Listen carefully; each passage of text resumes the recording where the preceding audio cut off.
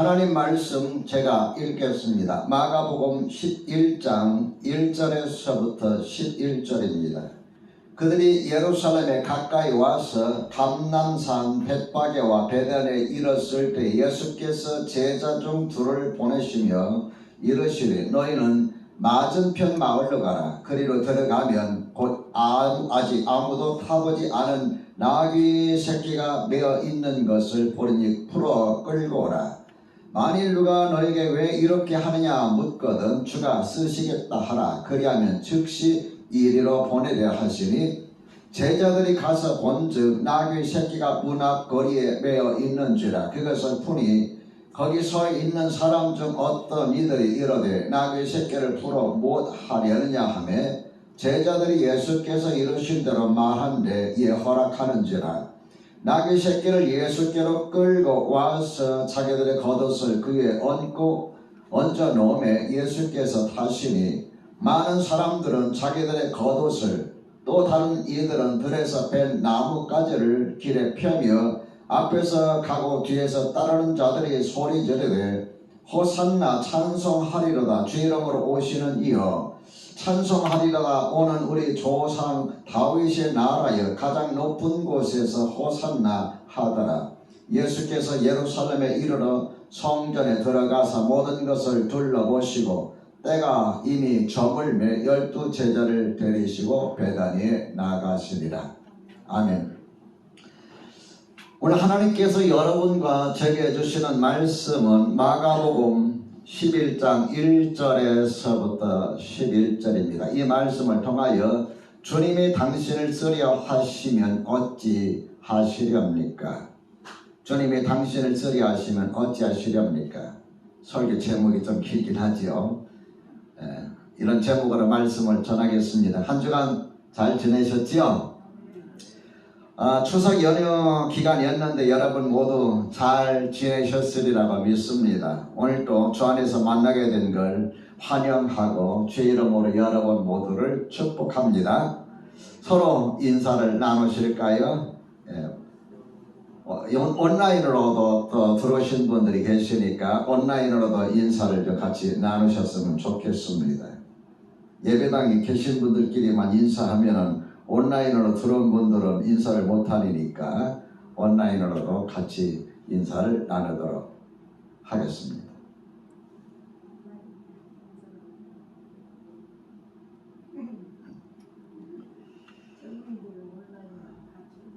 제가 목회하면서 한 주간을 자율 기도 기간으로 정한 것은 이번이 딱 두 번째입니다. 지난 8월 폭염에 열대야까지 겹쳤을 때 한 주간 자율 기도 기간 정하고 이번 추석 연휴 기간도 자율 기간으로 정해서 여러분 가정에서 예배당에서 필요한 시간 여러분이 낼 수 있는 시간 자유로운 시간에 기도하시도록 했는데 기도 좀 많이 하셨나요? 네, 많이 하셨으리라고 저는 믿습니다. 연휴가 끝나자마자 코로나 확진자가 엊그제 보니까 3,000명을 넘어서고 오늘 뉴스를 보니까 2,771명인데요. 참 저도 고민이 많습니다. 목회자로서 어떻게 교회를 이끌어가고 여러분에게 메시지를 전하고 어떻게 주님의 일을 해야 되고 하나님 앞에서 어떻게 하는 것이 하나님의 종으로서 옳은가 이런 생각에 깊이 빠져들곤 합니다. 일단 이번 한 주간 여러분과 제가 힘써서 기도해보고 또 다음 주간 어떻게 진행이 될는지 작정 기도를 해야 할 건지 좀 망설이면서 이렇게 지내려고 합니다. 11월 첫 주, 둘째 주 우리가 의뢰의 작정 기도 기간이라서 연결해서 기도할 것인지 아니면 따로 할 것인지 생각하면서 기도 중에 있습니다. 아무튼 여러분과 제가 하나님 앞에 기도하는 것 결코 포기해서는 안 됩니다. 제가 아는 어느 목사님은 지금 올해 들어와서 매일 저녁 7시마다 7시 반인가 7시마다 기도회를 하고 있다. 처음에는 저녁에 3번 작정 기도를 했는데 단속에 나와서 누가 신고가 해가지고 단속에 나와서 한 번을 해서 예배드린다 해가지고 하고 있다. 근데 보니까 살이 많이 빠지셨어요. 1년 내내 여러분 밤 7시나 7시 반에 쉬지 않고 날마다 예배드린다는 거 이거 쉬운 게 아니거든요. 엄청난 에너지가 소모되고 그 다음에 또 참여하시는 분들이 저녁 시간을 다 포기를 해야 돼요. 그래서 저는 이런 작정 기간을 웬만하면 안 하고 새벽에 기도 시간 우리 조금만 일찍 일어나면 얼마든지 할 수 있으니까 이런 것들은 우리가 조금만 힘쓰면 되니까 새벽 작정 기도 기간으로 제가 이렇게 돌리고 있습니다. 어쨌든 간에 여러분 뭐 새벽에 하든 밤에 하든 낮에 하든 기도하는 것은 포기해서는 결코 안 됩니다. 이번 한 주 안도 여러분 열심히 기도에 동참하시기를 바랍니다. 오늘 본문의 내용은 지난주일 무화과 나무가 말라 죽은 사건, 그 사건이 일어나기 전날 있었던 일입니다. 예수님께서 나귀 타고 예루살렘에 들어가신 사건인데요. 이 날을 기념하여 고난주간 전 주일을 우리는 종려주일이라, 종려나무 가지를 꺾어서 사람들이 흔들면서 주님을 환영했다 해서 종려주일로 지키고 있습니다. 오늘 사건을 통해서 주님께서는 우리에게 3가지 메시지를 주십니다. 첫째로 주님은 어린 나귀라도 귀하게 쓰십니다. 주님은 어린 나귀라도 귀하게 쓰십니다. 예수님께서 예루살렘으로 올라가실 때 여리고를 들리시고 여리고의 성에 나오실 때에 바디메오의 눈을 뜨게 하시고 또 여리고 성에서 어떤 일이 있었느냐 하면은 삭개오를 주님께서 삭개오가 구원받았다 주님께서 허락하신 사건이 있습니다. 그리고 여리고를 거쳐서 예루살렘에 올라가시는데 예루살렘 가까이에 마을들이 있는데 그 마을 이름이 벳바게와 베단이라고 하는 마을입니다. 벳바게와 베단이 가까이 이르렀을 때 예수님께서 제자들 중에 2사람을 불러서 이런 당부를 하셨습니다. 너희는 맞은편 마을로 가라. 그리로 들어가면 곧 아직 아무도 타보지 않은 나귀 새끼가 매어 있는 것을 보려니 풀어 끌고 오라. 만일 누가 너희에게 왜 이렇게 하느냐 묻거든 주가 쓰시겠다 하라. 그리하면 즉시 이리로 보내리라. 그렇게 말씀하시고 2 제자를 베다니와 벳바게 마을로 보내셨습니다. 제자들이 가서 보니까 예수님이 하신 말씀대로 나귀 애미하고 나귀 새끼가 매어 있는 거예요. 예수님께서 하신 대로 그냥 나귀 새끼를 풀어가지고 끌고 오려고 하니까 그 지켜보고 있던 사람들이 뭐라고 하겠습니까? 왜 그 남의 나귀를 당신 끌고 가는 거요? 주인이 나타나서 왜 내 나귀를 당신 끌고 가는 거요? 했을 거 아닙니까? 그때에 제자들이 예수님께서 이르신 말씀대로 주님께서 쓰시겠다고 하십니다. 이렇게 말하니까 나귀 주인이 선뜻 허락하는 거예요. 그러면 끌고 가시오. 그래서 나귀 새끼를 끌고 왔습니다. 예수님께서 나귀 새끼를 끌고 오니까 이제 그 나귀 새끼 위에 타시는 데에 그냥 타시면 뭐하니까 제자들이 겉옷을 벗어서 나귀 새끼 등에다가 이렇게 걸쳐놨습니다. 예수님께서 나귀 새끼를 타시고 예루살렘을 향해서 가는 데에 예루살렘에 소문이 쫙 퍼졌습니다. 예수님, 다윗의 자손 예수님께서 예루살렘으로 오신다더라. 오신다고 하더라. 그래서 사람들이 많이 나와서 예수님 오시는 그 모습을 보면서 환영을 하는 데에 어떤 사람은 자기 옷을 벗어 길가에 쫙 펴서 말하자면 양탄자 뭐라 할까요? 그 양탄자 뭐라 합니까? 레드카펫 깔듯이 쫙 깔아서 예수님 그 위로 가게 하시고 어떤 사람들은 나뭇가지 꺾어서 막 흔드는데 종려나무 가지를 꺾어서 막 흔들면서 호산나 찬송하리로다 다윗의 자손으로 오시는 이여 다윗의 자손이라는 것은 메시아여 그 말입니다. 우리가 기다리신 메시아여 하면서 막 열렬히 환영을 하게 됩니다. 근데 오늘 본문에는 나오지 않지만 누가복음에 보면은 예루살렘 가까이 가셨을 때에 예수님께서 예루살렘을 보시면서 우셨어요. 앞으로 예루살렘이 어떻게 될까 하셨기 때문에 우셨어요. 우시면서 그들에게 참 얼마나 가슴 아프게 말씀하셨는지 그런 내용이 누가복음에 기록되어 있습니다. 여러분, 많은 짐승들이 있는데 그 가운데서 왜 예수님께서는 나귀, 그것도 어린 나귀 새끼를 등에 그 나귀 새끼를 타고 예루살렘에 들어가셨을까요? 4절과 5절에 보면은 그 이유를 설명하고 있습니다.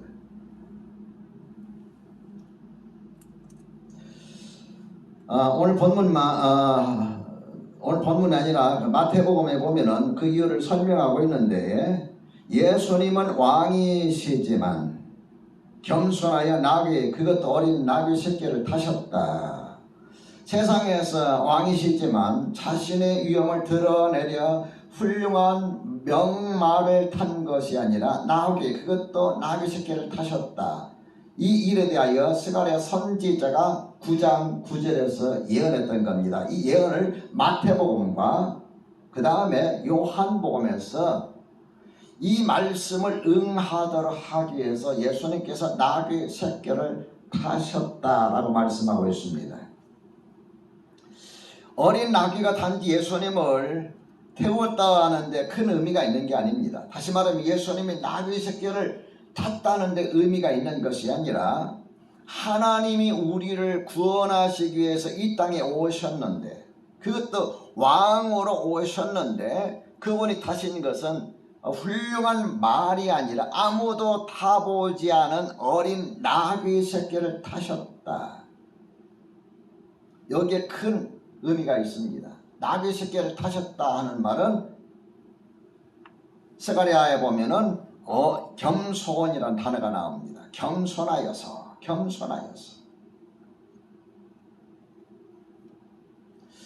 여러분, 저는 이 말씀을 보면서 느끼는 것이 뭐냐면은, 하나님은 하나님의 위대한 일을 이루시는 데 있어서 꼭 훌륭하고 아름답고 귀한 것만을 쓰시는 분은 아니라는 거예요. 이 어린 나귀 새끼와 같은 그런 존재도 하나님께서는 필요할 때는 귀하게 쓰신다, 이 말입니다. 우리가 성경을 읽어보면 주님이 쓰시는 사람들을 보면은 다 위대한 사람들이 아니에요. 쓰셨기 때문에 훌륭하고 쓰셨기 때문에 위대했지, 쓰시기 전에 그분들이 훌륭했다, 위대했다, 그건 없습니다. 하나님의 뜻을 이루는데 필요하시다면 나귀같이 별로 귀하지 않아도, 부족하고 힘이 없어도 얼마든지 주님께서는 귀하게 쓰신다는 걸 믿으시기 바랍니다. 그래서 우리가 하나님께서 쓰신 자들의 특징을 보면 한결같이 자기 자신의 부족함을 느끼고 깨달은 자들이에요. 사도 바울은 고린도전서 15장 8절과 9절에서 이렇게 고백하고 있죠. 맨 나중에 만삭되지 못하여 난자 같은 내게도 보이셨다. 자기를 만삭되지 못해. 이걸 우리나라 말로 뭐라고 합니까? 예? 칠삭덩이, 팔삭덩이. 칠삭덩이, 팔삭덩이. 좀 이게 덜 뱃속에서 나 산딸이 되어 나온 게 아니라 미리 나왔어요. 그러면 여러분, 산딸이 되지 않고 미리 나오면 어떻게 됩니까? 미숙이에요. 아직 잘 자라지 못했어요. 이러한 나 같은 자도 주님께서 보이셨다. 그러면서 나는 사도 중 가장 작은 자라.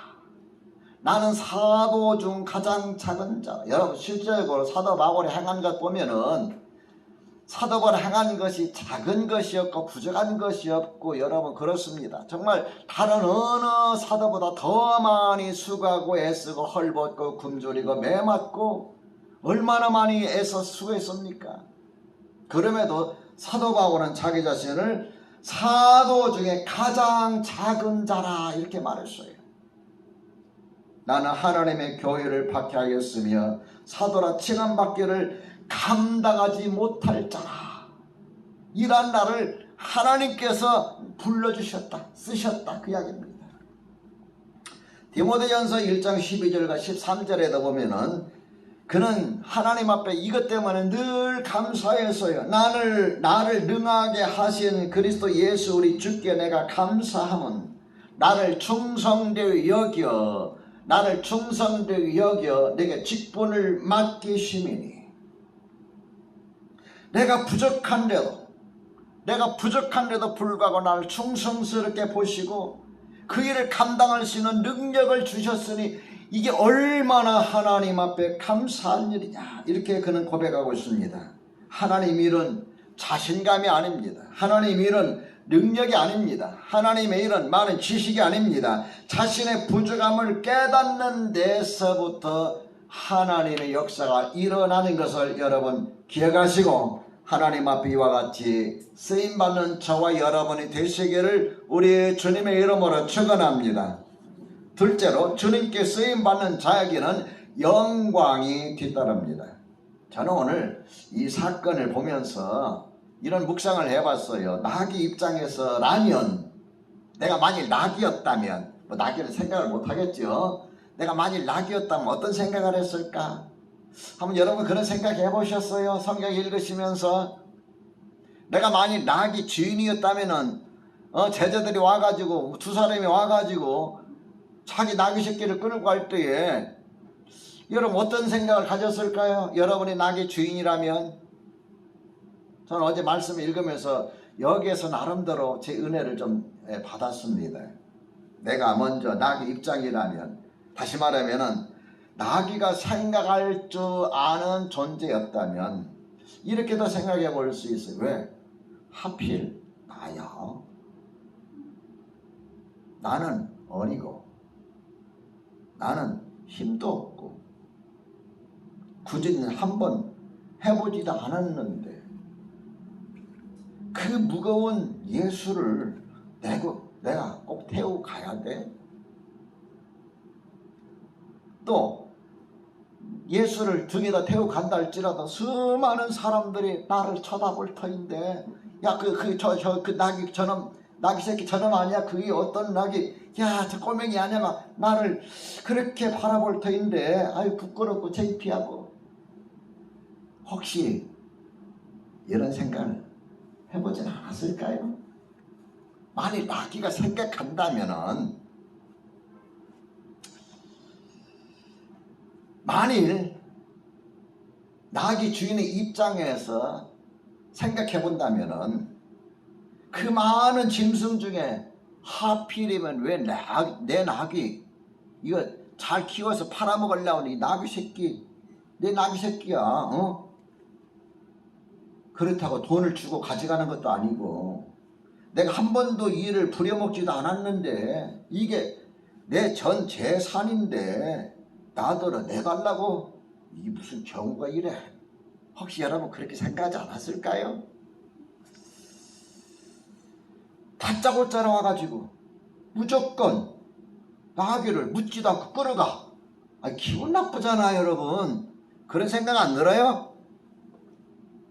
안 해보셨군요. 그런데 여러분 나귀와 나귀 새끼 끌고 그 나귀 새끼를 준 주인은 어땠을까요? 우리 5절과 6절 한번 읽어봅시다. 시작. 거기 서 있는 사람 중 어떤 이들이 이르되 나귀 새끼를 풀어 무엇 하려느냐 하매 제자들이 예수께서 이르신 대로 말한 뒤에 이에 뭐한 대로 허락했다 그랬어요. 주께서 쓰시겠다고 말하니 이에 허락했다. 여러분 사람이 인생에 가장 가치 있을 때가 필요로 느껴질 때입니다. 나를 필요로 느낄 때, 사람이 나를 필요한 사람으로 여길 때. 그렇잖아요?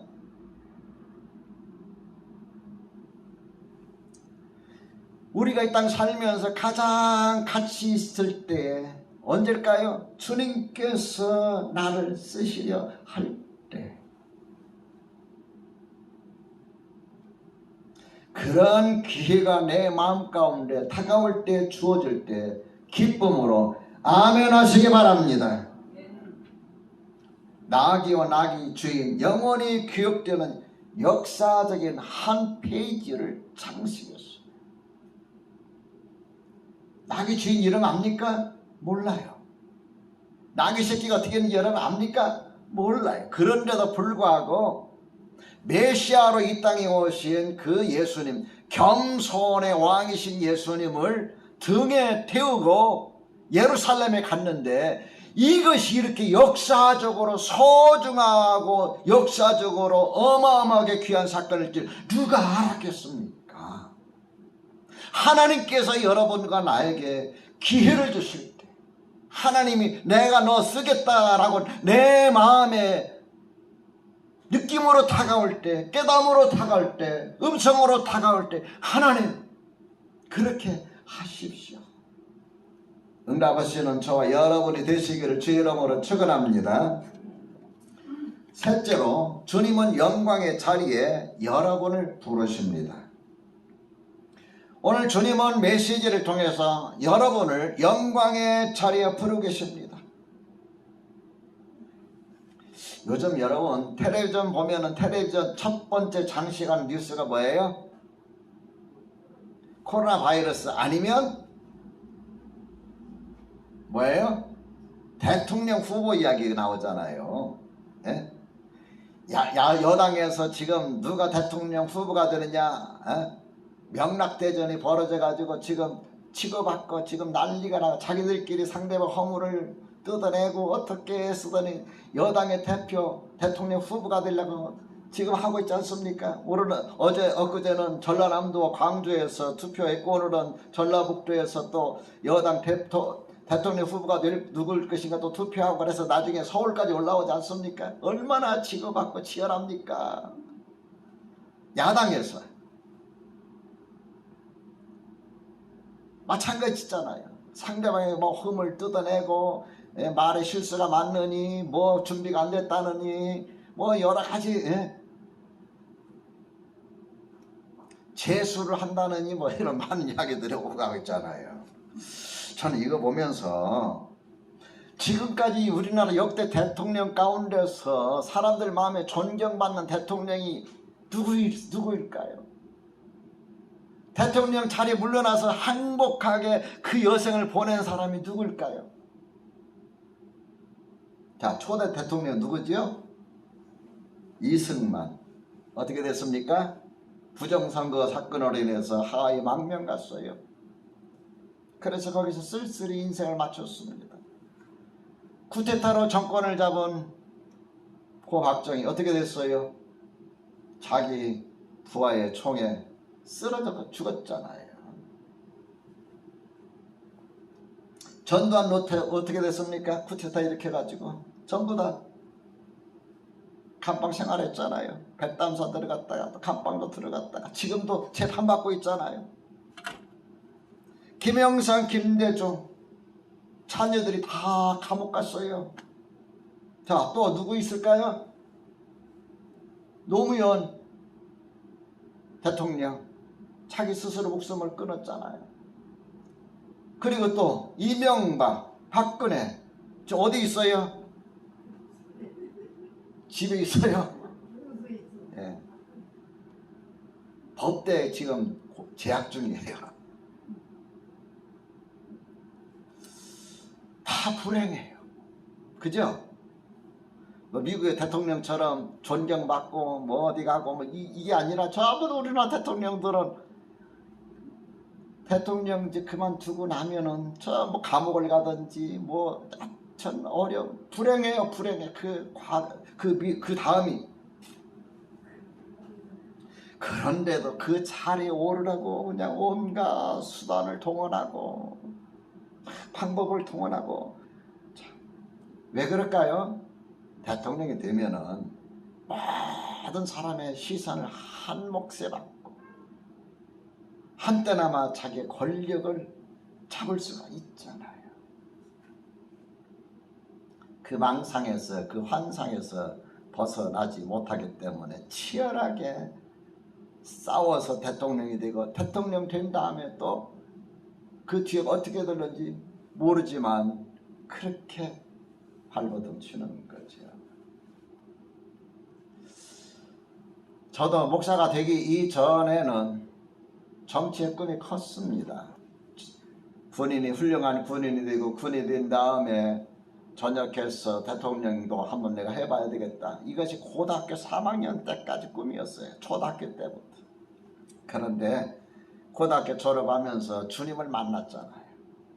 주님을 만나고 나서 주님께서 나를 쓰시겠다고 하니 목사가 됐는데, 그 마음속에 있는 그 꿈이 목회의 야망으로 바뀌어버렸어요. 그래서 지난번에 말씀드렸듯이 세계적인 설교가가 되고 싶다. 훌륭한 목회자가 되고 싶다. 그러나 이것도 내 마음의 생각이지 하나님의 생각은 아니에요. 이건 헛된 야망이구나. 지금은 하나님 앞에 이렇게라도 쓰임받는 것만 해도 무한한 영광이여 감사라고 저는 그렇게 여러분 앞에 고백하고 싶습니다. 하나님 앞에 쓰임받는다는 것이 얼마나 여러분 소중해요. 이 세상은 쓰임받다가 필요 없으면 버려져요. 잘못하면 책임을 져야 돼요. 대가를 받아야 돼요. 그러나 하나님 앞에 부름을 입고 하나님 앞에 쓰임받을 때에 그 사람의 마지막이 어떻게 될까요? 사도 바울은 디모데후서 4장 6절에서 8절의 말씀을 통하여서 자기가 평생 주님 앞에 헌신하고 나서 그 노년에 이런 고백을 합니다. 전제와 같이 내가 벌써 부어지고 나의 떠날 시각이 가까웠도다. 내가 이 세상 떠날 때가 가까웠다 그 말이에요. 나의 떠날 시간이 가까이 왔도다. 제가 그저껜가 TV를 보는데 여러분 그 밤안개 불렀던 가수 있죠. 백미 말고 현미. 그분이 고백하는 내용이 뭐냐면, 내가 늙으니까 서글퍼지는 것이 아니라 슬프다. 서글프다는 것은 뭐예요? 후회스럽고 뭐 이렇다에 그런 의미가 있고, 슬프다는 건 애달다, 막 아프다 그 말이에요. 그 이야기를 하더라고요. 야, 아무리 밤안개를 부르고 뭘 불러서 막 사람들에게 무대 가운데서 조명을 받고 인기 가수가 됐지만은 그 마지막은 슬프구나. 사도 바울은 어땠을까요? 내가 평생도록 주님을 위해서 일했는데 내가 주님 이제 이 세상 떠날 날이 가까우니까 슬프다. 그랬을까요? 디모데후서 4장 7절에 보면은 나는 선한 싸움을 싸우고 나의 달려갈 길을 마치고 믿음을 지켰으니, 나는 뭘 싸고요? 선한 싸움을 싸우고 무엇을 마치고? 나의 달려갈 길을 마치고 무엇을 지켰으니? 믿음을 지켰으니. 4장 8절에 이제후로는 나를 위하여